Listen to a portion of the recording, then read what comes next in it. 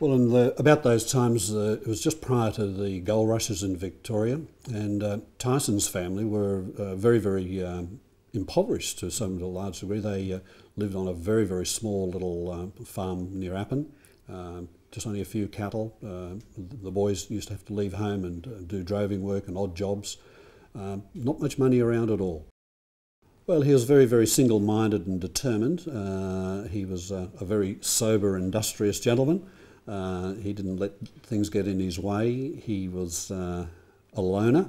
He did things on his own. He was very shy kind of man. He didn't seek any notoriety for himself at all. In fact, he tried to be, on the whole, just a silent person around the place. He dealt in a little bit of commercial real estate, but it was primarily buildings, for argument's sake, that were owned or leased from him by pastoral firms. So he really stuck to pastoral and pastoral-related industries. And at the end, he had built up this enormous pastoral empire. His fortune was estimated at the time at around about £2.3 million, and I think relating it to 2004, the equivalent was about $9 billion. It's been estimated as about 1.3% of the gross domestic product. It was just the large extent and spread of all of these properties which was his crowning achievement, I think. His main aim was to develop country, to provide good, reliable water, to erect good fences, put roads down where there hadn't been roads, to stock these properties and to improve their production. And that's essentially what he was doing all the time. And he moved always further afield. He was initially started off in Victoria. He came up into New South Wales first of all, then further up into Queensland, acquiring larger and larger properties all the time. He wanted to get away from the civilised part of the world. He saw a future in the big broad acres.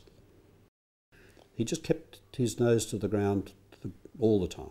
He would often turn up at dusk and he'd look like he was a bit of a tramp. He'd never stay in the station house. He'd camp outside, listen to what the fellows were talking about.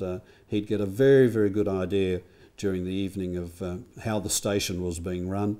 Would then go and make his presence known and get on to things. I think it kept people on their toes a bit. The Tinwinburra operation was central and crucial to James Tyson's grazing pastoral interests in Queensland. There was a magnificent big sheep cattle property in the Cunnamulla district. It was about 100 or 101 stands, reputedly had 1,000 posts under the building, and I think they could store about 8,000 or 10,000 sheep under cover in case of rain. It was a magnificent building. In fact, it was reputed to have been so large that airliners flying over would use it as a prominent landmark to get them back en route if they'd strayed. He wanted to shear, I think it was 1 million sheep. That was his burning ambition at Tinwinburra. There's an old story that goes by this. A fellow was sacked, and by the time he walked from one end of the shed to the other, he'd grown a beard and applied for the job and got a job back again.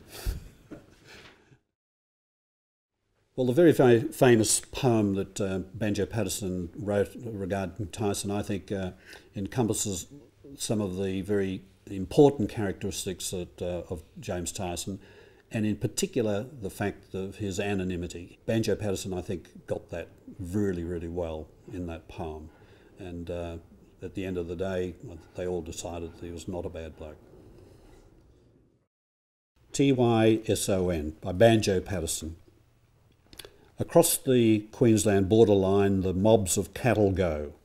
They travel down in sun and shine, on dusty stage and slow.